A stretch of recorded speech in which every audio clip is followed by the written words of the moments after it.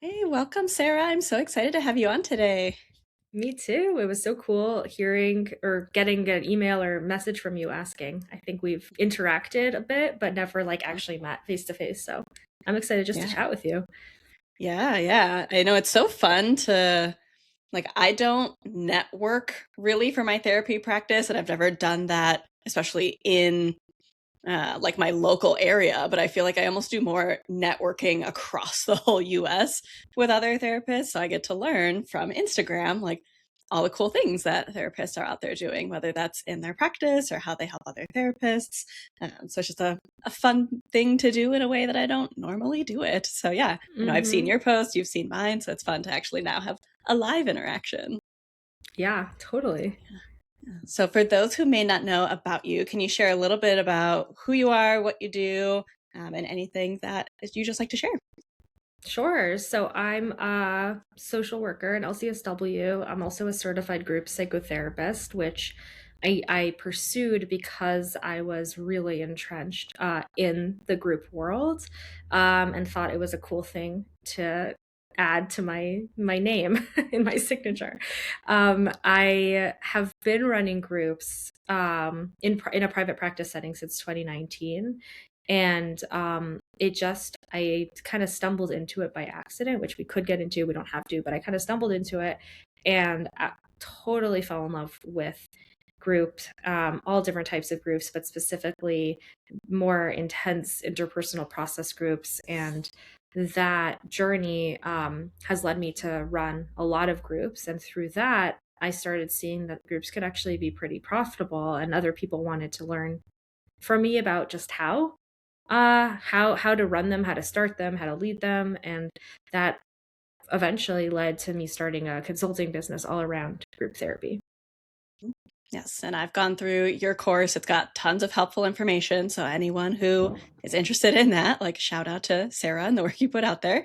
But I am curious to learn a little bit more of your story because I know in my graduate program, we had one class on group therapy and, the research behind it and how to run them and things like that.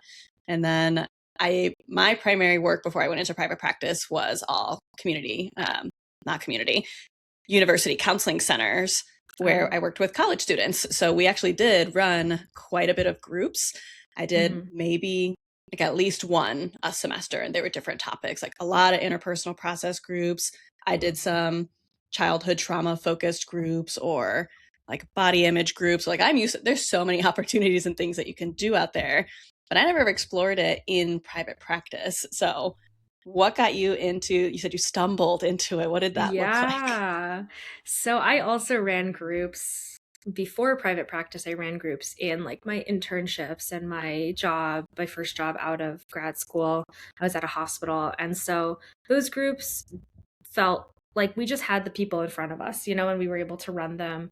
You didn't need to think too much about the marketing side of it. And when because I kind of enjoyed that creativity of running the groups when I was applying for my job, um, after this hospital based job, I in my interview let them know that I was interested in running groups, and it was a private pay, like a fee for service private practice. And I was told also that I would make like more per individual session, or sorry, per person per group than I would per individual session. And I was like, well, why wouldn't I want to do as many groups as possible?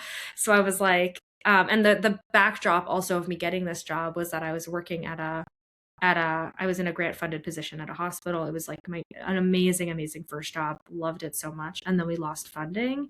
Right when we lost funding, I found out I was pregnant with my second child, and I was like freaking out because I needed money and I needed maternity leave and just all this stuff. And so I was really desperately looking for a job that I could start before I was like so visibly pregnant, and also like start working with clients before I had to then take a leave. So this position, I had a connection to it from like a supervisor at my hospital job, also worked there part-time, so she kind of connected me. And um and so I took the job, and they offered me the position of director of group therapy, and I was like, "What? I don't know what. Like, I'm not eligible to be a director of anything, but okay, I'm just gonna take it. It Mhm. sounds like a good fit." And because it's a private, I didn't know anything about private practice. So I said, can I be full-time? And they said, yes.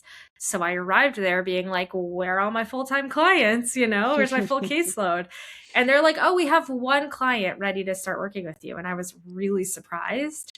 And it was a really slow build. And here I was 5 months pregnant at this point, being like, this is not sustainable. And I was like, so what about the groups? And they're like, yeah, like you can start a group. What kind of group do you want to start? And so I was like, okay, so also I need to learn how to do that. So I got to work, and I really treated my free time as this is me sitting down to work and create something. And so I feel really lucky. It was the most stressful time of my life, I really think, but I felt really lucky being able to have the time to devote to learning how to market, how to market groups. And so for me, it was like all of that marketing stuff I was forced to learn. And then I had no training in running groups, actually. So at the same time, I also asked my boss, or he offered to me, he was like, do you want to join this like local chapter of AGPA? And I'll pay for your membership. And I was like, yeah. So I joined, and I was immediately confused and like activated and excited and nauseous, like all the feelings all at the same time. And I was like, Yep. And someone approached me and was like, the annual conference is this March. You should come. And it's in New York this year. And I was like, okay, like, sure. And I got my boss to pay for the conference for me, and I attended, and I was 8 months pregnant. And then COVID hit, like at the conference. That was the week that COVID came to New York, March, the first week of March in New York City. But that was my introduction. Like those few months was my introduction to group. And I started running groups. Like I did all that marketing, and I got like 14 people into between three groups, and got them started. And one of them, we went virtual in the middle of it because of COVID, and the other one we had to end early because they were younger kids. But that really set the pace for me, like to set the tone. And I just kept learning and investing in group training, and here we are 7 years later at this point. And I feel like, wow, like I can't believe that I got here. Yeah. I mean, just to be thrown into something, to have to make it work. Like, I think we are all so capable of making things work and being successful when our feet are to the fire and we have to spend so much time learning marketing, and in your case, learning how to do a group, how to market a group, how to fill it and keep refilling it. Like, we are capable of learning the things. And to your point too, part of the reason I wanted us to chat in this podcast is you and I make our money per hour very differently. Like, a lot of people come to me for intensives because they want to learn how they can charge $300 to $500 an hour for a therapy intensive. And then I see your post where you're like, but actually you could be making like 1,000 plus per hour. Even if your groups are like 90 minutes, it can still, like, what is your earning potential with groups? Because you said that was a part of what really excited you about it.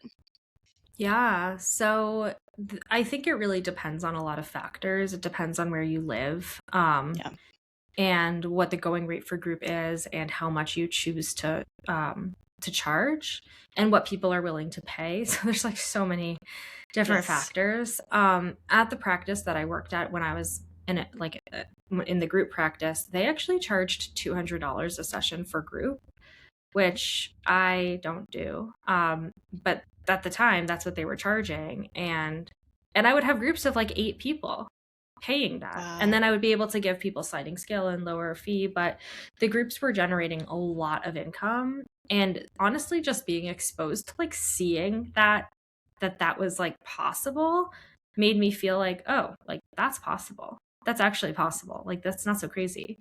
Or maybe it is crazy, but it also was possible. Yeah.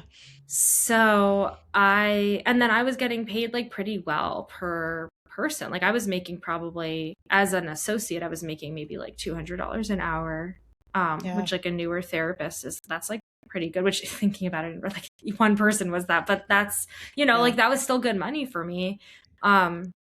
And so then when I went out on my own, I was like, I'm definitely going to keep doing groups. I'm not going to charge 200. That feels a little too high for me, but I think I could charge 150.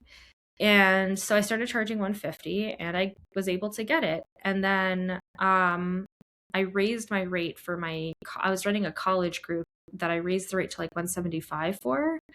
And then I got that also. And that group was definitely my highest. I had like 8 people in it, and I had some people who were on low, like sliding scale. Um, but still, a sliding scale was still like 125 or something. It wasn't like they were. I had one person who was paying under 100, but everyone else it was. And so with AP, I mean, I was making over $1,000 for the group session, and that always felt a little like I was like, I can't actually post about this on Instagram. Like, this doesn't feel like, like I had to like, when I talked about money, like I would like actually lower how much I said I was making sometimes because I felt like a little like awkward about it.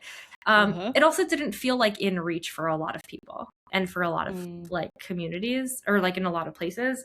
I'm licensed in New York and New Jersey and Connecticut and my group and some other places, but like those are higher SES states, and my referral network was coming from this like higher SES practice.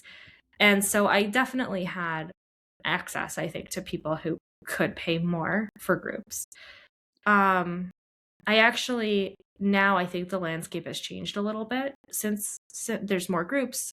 Things are more in person. The economy is not as good, and I've actually reduced my rate back to 150. And then within that, I have more people on a sliding scale.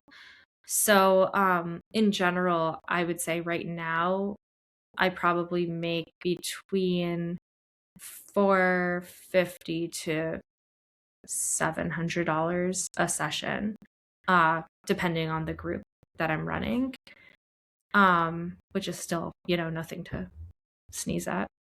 Yeah. Yeah. Or sure. Not nothing to sneeze at. I don't know how that saying goes. However that phrase goes. Yeah. It's still pretty good, Yeah. Yeah. Because it is. I think there's all of these, yes, like what you're saying, part of it does depend on state of the economy, geographic pieces, like how familiar are people with groups. But I feel like the default I always saw was, even all of my education was in Iowa. So I saw a lot of like, what are people in Iowa charging for groups? And then I moved out to the Pacific Northwest and could see a little bit of that.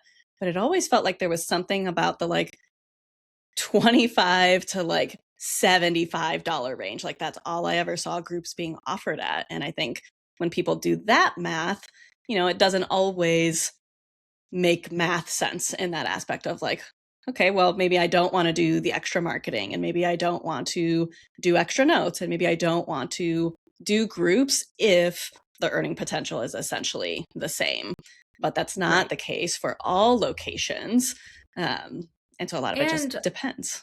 Totally. But also like, so my individual rate where I am, I charge $295 a session. Mm-hmm. And so that is what I can get in a 50-minute session weekly, all of that.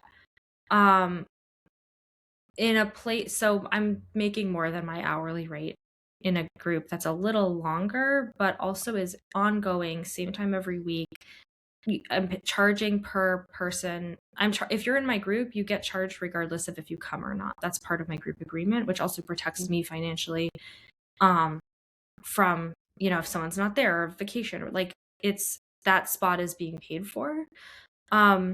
And so from like, if you're looking at like an hour at an annual amount of money that you can make from a group, it really is like, I did the data. I looked at the data for my practice, and one of our groups alone, I think it was run for 50 weeks straight. That's You're charging for 50 weeks. Like that's almost that's 2 sessions in the entire year they didn't meet. Yeah. And that's wild. Like most people do take off more. My group didn't meet that many sessions, but like, it's just, and that group was not per week was not the highest earning group of the whole practice weekly, but quantitatively from the end of the year, it had made the most money of all the other groups because it ran the longest. or it ran the most weeks. So, but what I was going to say about my hourly rate is that like someone who is charging, let's say they charge 150 per session, and they run a group where they're now making 250 for the group session, they're still now making $100 more than what they make for an individual session. So sometimes the math still works, you know? Yeah. What about all of the other pieces? Because I know when I did groups, my training experience, somehow they put this into like a growth edge for us. They're like, it'd be good for you as the doc student to write the notes, like for you to learn how to write process notes for groups or psychoeducational, if it was more of like workshop style than instead of interpersonal process. Like, so the notes part I didn't love. And I know these days more therapists are using some AI services and that can help a little bit there. But a lot of people do see, okay, well, if I'm going to see 6 clients, now I have 6 notes instead of the one client and one note situation. Like, does that really feel like a barrier to you, or because you have more experience with it, like it's so streamlined and like not even a thing you think about? Yeah, I'm not the best person to ask probably about notes because they don't bother me, and I have ADHD, so they should bother me, but they don't in the way that I think part of it, well, this actually is really relevant to the conversation. Part of why notes don't bother me is because I don't have such a high caseload because I run groups. So if I'm seeing 8 individual clients a week, that's like maybe 2 or 3 clients a day maximum. I can easily take care of those notes daily. So I'm not stressed about my individual, and on my I don't use like AI to help me with my notes because I don't need to. If I had like way more clients, I probably would, but I have at the end of my day, my EHR has me like, I could just say like paste previous note and then I just update based on, but like mental status stuff, like all of that's already in there. Right. And so for group, it's one group thing in the EHR, one group schedule. I don't know what I'm saying, a group session. And all the clients who are in the group are inside that group session. And I just plot that onto my calendar. And so I write one note and it goes to all their charts. And then I can add in extra information about each person, which like, I don't take insurance. So like I don't need to, if someone brought up something really concerning, let's say someone talks about SI and then I decide to like keep them a little bit after group and like check in on their safety, I'll write an extra note about that in their chart. Sure. But yeah, it takes me like 3 minutes when the group ends. Mm-hmm. So it doesn't feel stressful to me. I mean, if you're charging insurance, then yes, you probably need to write like a specific note for each person. But again, like that could be like the copy and paste and change a couple things. And like the rule of thumb in general is for a group note, you don't write details about what each person did. Like this is a general note. So I'll say the group processed, feelings of loneliness as it relates to being back home on their break in between semesters, like validated each other's feelings and offered support. And then I might say something about what I did, like group leader helped bridge conversation. I don't know. It's not, that's it. Yes. And that was ultimately what I learned from many, many semesters of doing the group notes is, it is literally, it's like a process note about what the group did and like maybe a sentence of this person was a little quieter today or this person was more engaged than normal. Exactly. And then I actually write my own notes as well, which is separate. And I do that for my own consultation. So I meet with a consultant every 2 weeks to talk about my groups and for her to, just good practice to have a supervisor, clinical consultant. And so I actually have like a supervision note that I write for myself when I think about like, what do I want to talk about? And then I'll go into a lot of detail about like specific dynamics and then how I felt, so that I can remember it when we meet. And I don't put those in the chart. Those aren't, those are just for me. Yeah. That totally makes sense. And so to that point too, like how essential is it, do you feel like if someone's like, groups sound great to reach more people, potentially make more money, but also like you're saying, like I can offer more sliding scale and still make a good amount of money each session. how critical do you think it is to get a good amount of training and supervision or consultation? Like very critical. Yeah. I tell people, like, think about it like EMDR, let's say, right? Like, I am not an EMDR therapist. I've never been trained in EMDR. I've never even been an EMDR client before. And you do EMDR intensives, right? Mm-hmm. Am I making Yep. that up? Okay, so yeah. Nope. So I would never in a million years be like, come see me for EMDR therapy. Like, why? Like, that's crazy to me, right? And so group therapy is it is a different modality of doing this work, and it should be treated that way. Now, I say this with a caveat that running skills-based groups is very different than running interpersonal, like psychoanalytic process groups.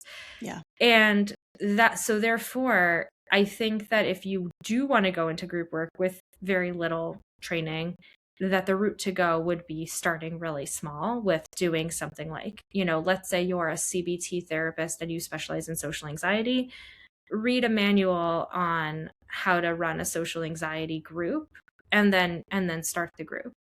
Or you want to run a psychoeducational group about how to safely take psychopharm medication or something, like, and you're a psychiatrist, like then that's fine, like psycho ed, right? But if you don't have training on running, like, on the more complicated group dynamics and how to appropriately intervene in a way that is clinically effective, then you should definitely get training for that if you want to run those kinds of groups. Yeah, because I think it is very different to, even have 3 clients in a group. And I've had as small as 3 or 4 in an interpersonal process group before. And like, it is different. It's not the same as I'll just do what I do with one client, but make sure I'm checking in with other people. Like, to be attuned to so many different levels of dynamics that are happening in a room, like, it does require a lot of training and consultation. And there are more areas I get stuck working with a group than I do with my individuals, which I don't have as much training as you do with groups. And that tells me if I wanted to offer more non-just psychoeducational groups, like, that would definitely be something I'd want to get more training and consultation in. Totally. I also want to say that what, to your point, when individual, it's one, you're going back and forth. I think some people fall into the trap of they have a group and then it's sort of like they're offering individual therapy in a group. And really a huge goal of group is to get people talking to each other. And that takes a lot of skill and practice. And so I like the model, though, also with training, is that it's very experiential.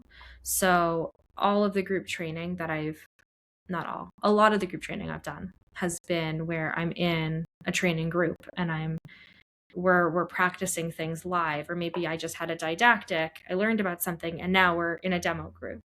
And that's a lot of the group therapy training models run that way. And I run now groups for therapists that are 12 weeks to train them experientially in running process groups. So there is a lot of benefit to being in a group that you're actually a member of.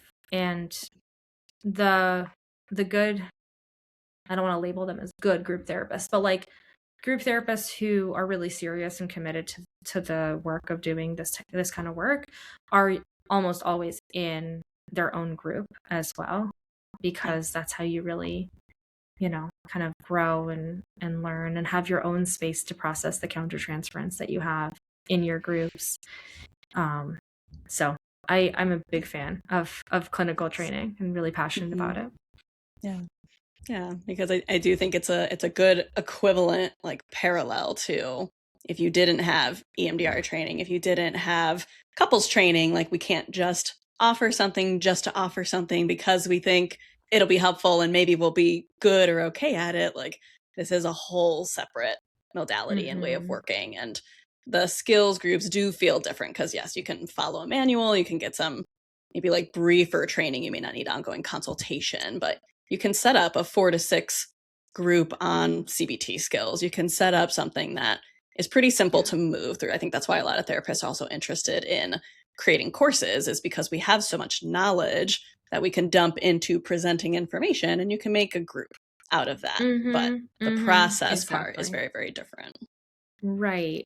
And I got started running skills groups. Those were the groups I was running because I didn't have I even though I started training basically at the same time that I started the groups, I wasn't confident in running a process group for the first probably 2 years that I was doing group work.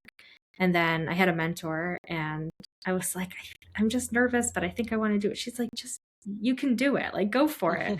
And so I started and the first ones I did were for teens. Like the first process groups I was running were actually for teens, which was so cool.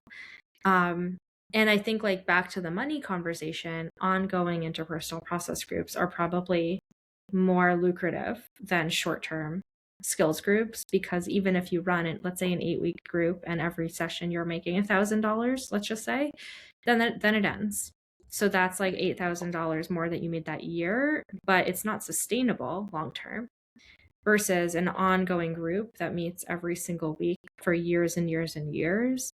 That is way more sustainable because that's 1 hour of your time. You're not actively marketing. So the biggest marketing push is like when you're getting it started, that's when you're going to work the hardest.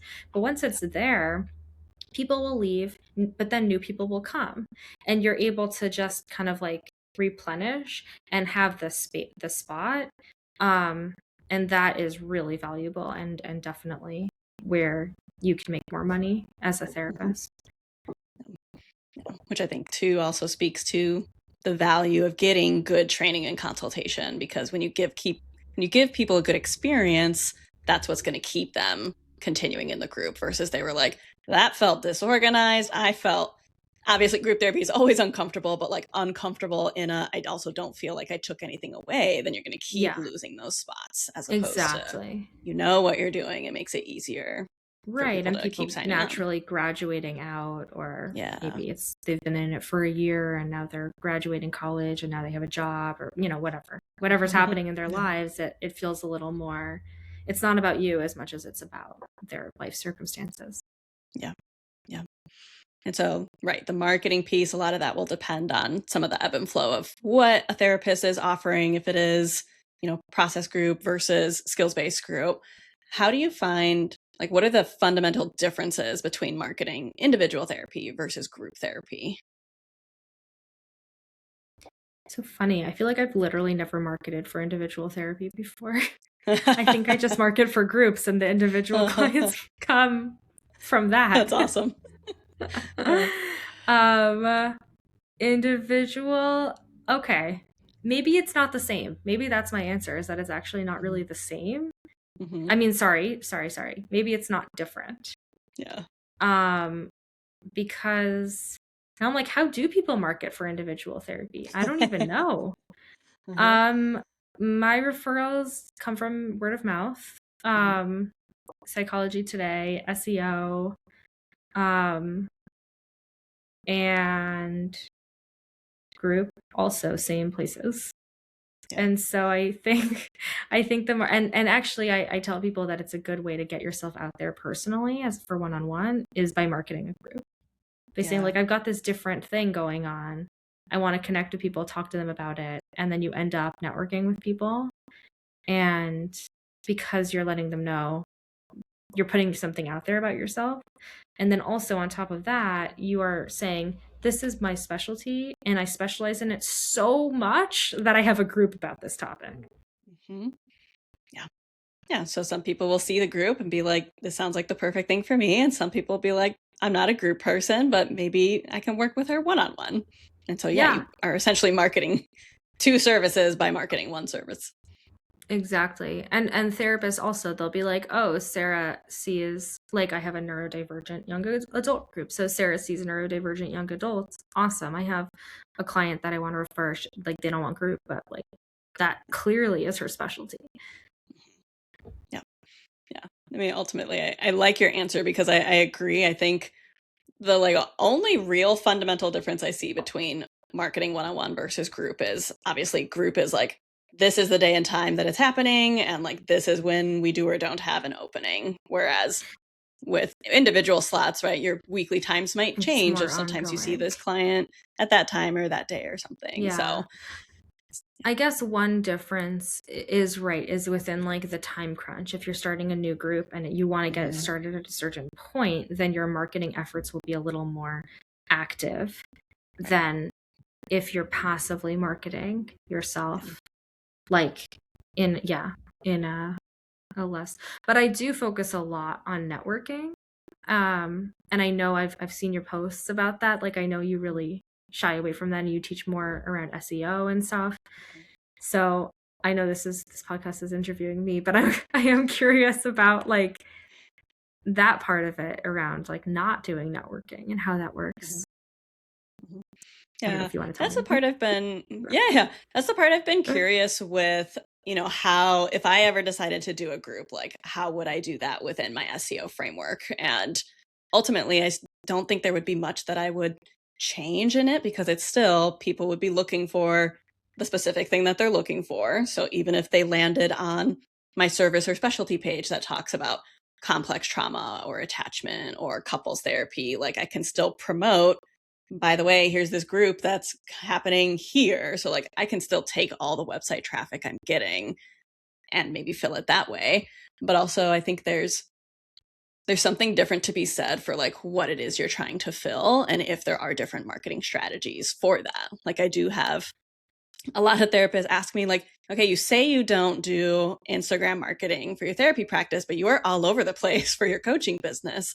And I'm like, yeah, it's different businesses. So it's different marketing strategies. Of Instagram brings in business really well for my coaching business. It never really worked well for my therapy business. So I don't do it there.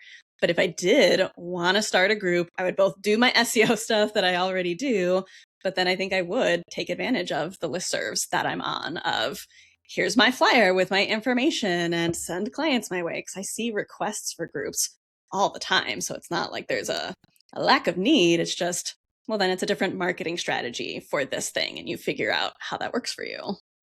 Absolutely. I agree also about the Instagram piece. I'm like working right now on figuring out how to do Instagram for my group practice, which I think is also a whole other thing because it's a group practice, it's not an individual practice. But my groups in private practice Instagram is like so easy and it attracts so many people because it's just like, hey, I'm a therapist, you're a therapist, like let me teach you about group. It's so clear, it's less clear when you're talking to clients who are more complicated than that one goal.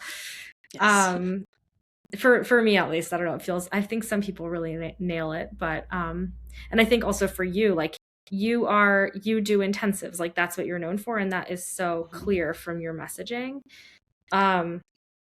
But I do agree with like the marketing piece. Right now, a lot of our group referrals for our ongoing groups do come from Google searches, from SEO. But when I teach therapists about, like, I do focus a lot on building relationships because they may not have any SEO going on right now, and I do teach them a little bit about it in my course, but that's not going to help them in a month from now, right? It's like a lot more of a long game. Yeah. So building up like community relationships and like remembering who you already work with and who you already collaborate with is also really good and helpful. And with groups too is really cool, is you get to collaborate with the individual therapists. So when I was first starting out with groups, I had a whole list of all the people who had referred people to my groups, and I would talk to them all the time. I would like once a month probably be on the phone with them collaborating about the case. And though they would continuously refer new people to my groups because they trusted me, because we had this working relationship already. So those were the best people to, Yeah, exactly. I mean, it's just like forming those relationships with doctors, psychiatrists, whoever. Like the more you maintain that, then easier your marketing becomes because they just trust you and they're going to continue to send people your way. You don't have to, you might still do pushes, but you're doing that more intentionally of, hey, I happen to have this one spot open and you know exactly who you're going to reach out to instead of, what am I going to post on Instagram? What should we update on the website? It's clearer for you. Right. And those, they also, I refer to them all the time. We refer back and forth for individual too. Many of them are psychiatrists actually. And so also like, I love working with the same psychiatrist because we'll just get on the phone and talk about, all of our shared cases and we've become friends over the years. And I think it's funny thinking about how I really got started with private practice at the same time I got started with groups. And so my marketing was actually just with the same, it was just the same. Yeah, yeah, that's awesome. Is there any therapist that you've worked with, or that the more you do groups, the more you think about it, anyone who generally tends to like not be a good fit for groups? I know sometimes when people are like, maybe I am more introverted or I'm already socially anxious, like, should I be running a group even if I want to? Like, is anyone a bad fit to do it? Yeah, I mean, if you don't want to be doing groups, then like don't. Yeah. I don't think I have any interest in doing couples therapy as a Uh-huh. therapist. And so I haven't pursued that. Like I haven't really pursued any training in that because it's just not something I really want to be doing. Even though I can run like a whole group of people who are having conflict, it feels like safer for some reason than Uh-huh. than a couple who are married to each other or, you know, in relationship with each other. But but so if you don't want to, if you feel like anxious about the idea of doing it, then like don't do it.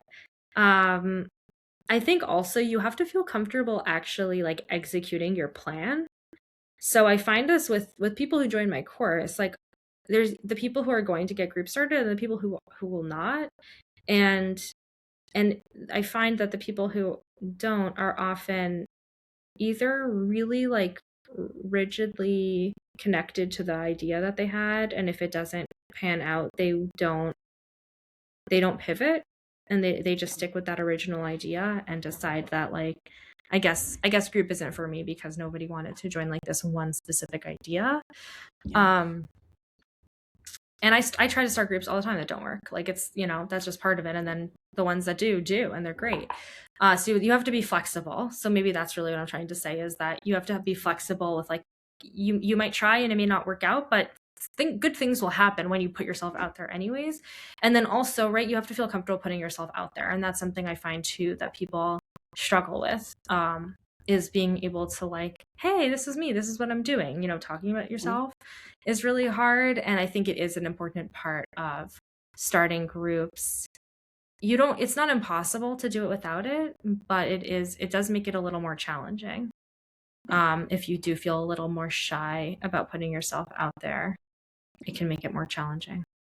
Yeah. Yeah. I mean, I But agree. I otherwise, if think you're there's, interested, then like, you know, yeah. try it out. Yeah. I think there's a difference between like, I'm anxious because it's new versus like, I'm anxious and I don't even really want to do it, but maybe it would help me make more money in less time and I'm burnt out. So maybe I'll try it anyway. Like, don't ever do something you don't want to do. Like, I've done things I haven't want to done before, and it's like a lot of time and energy to reverse things, right? So be intentional about why you would be starting Totally. it. And I agree. Like you're saying, even this putting yourself out there, let's say you do this hard marketing push for 2 to 4 weeks to try to fill this group and the group doesn't pan out, but look at all those ways you just put yourself out there for that amount of time and what that can bring into. Like, it may not have that immediate benefit, but it could have benefits in other ways too. So it's not all for loss. Absolutely. Yeah. And also the group that you were trying to start could potentially start like in 6 months from now. You know, you get Yeah. the SEO up and running, you put it onto your Psychology Today, you have already connected with people, and then maybe people will start coming in for referrals for the group down the line, and then it's ready to get started. And so that also is something that I think people lose sight of. There's like this immediacy or urgency that people have to get things going now. And it just doesn't always, you know, sometimes you do need to have some patience. Mm-hmm. Yeah. One more thing also, just the clinical side of it, is that sometimes you're running a group that doesn't feel very good to be running, and it's not necessarily you. Like it could just be that the group is just, there's a mismatch maybe in the people that are in it, or the type of group that you've decided you wanted to start. You got like a different type of client in it. And that's because that was who you got. You were like, well, I'll just try, you know, I'll do it anyways. So I just also want to say that like I've had in my practice specifically, you know, like my clinicians get like I'll give them a group to run. So it's not always their choice. And sometimes the group just doesn't feel aligned with what they want to be doing. But this is their job and they're in training and they're doing, you know, they're doing it and it's fine. And then they'll have another group where it's like they started it themselves and they're like alive and being like, I actually do love running group, you know? So I think actually more people like group than you would think. You just need to be running the right kind of group for you and your personality. Yeah, 100%. And so clearly you have a lot of value, a lot of knowledge, a lot of experience in ways that you can help therapists. So what is the best way that they can get in contact with you and learn more? Yeah, so find me on Instagram, groups in private practice. There's like underscores in between each word. And then also my website, groupsinprivatepractice.com. Those are probably the best ways to find me. Perfect. Well, thank you so much for everything you're sharing today. I always appreciate all the posts I see from you around just what's possible. And you post a lot of relatable things too. So definitely go check Sarah's stuff out. And again, thank you so much for being on today, Sarah. Oh, thanks. Thanks for having me.